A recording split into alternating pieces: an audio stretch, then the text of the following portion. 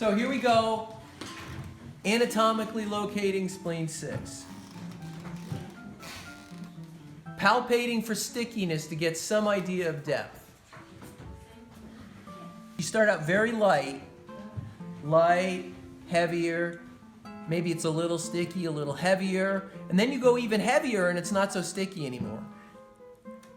It's whatever depth it is, you stroke it that it is the most sticky. We're making sure that we're on the channel. I want to build that into your mental programming, because it's going to be really important when we do channel listening next. So make sure you go toward the bone, go outside where the channel is, and make sure you are actually on the channel. Then we're stroking along that area, no larger than the length of your fingernail, until you get the optimal, yes, settling, suppling, integrating, and opening. Can you maintain that as you make the ring? And adjust that ring so that you get progressive Then at this point, if you roll the tube and the needle comes free, and you insert the needle into the ring.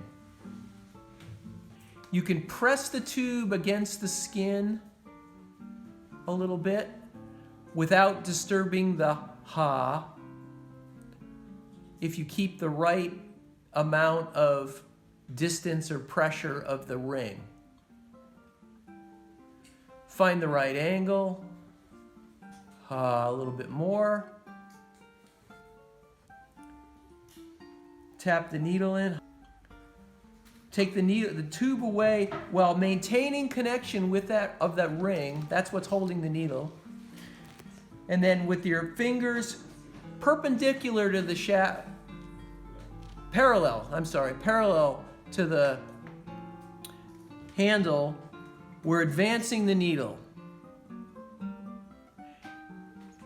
Actually, in many ways, what's happening is the chi is drawing us in. If you think of it that way, it's the chi we're in a dance with the chi, and the chi is drawing us into the right depth. It's not that we're leading, we're not testing.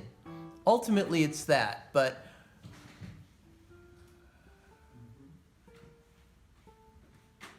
there. And then just be with that for a minute. Just keep your hands exactly where they are and just be with that. Just appreciate that. You're not trying to do anything. You're not trying to accomplish anything. Just be there. Be present.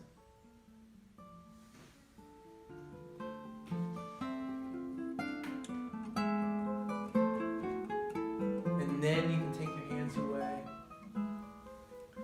Do the manual thermal. See if you get a spike. You should have a spike. Do you have a spike? Yes, you have a spike.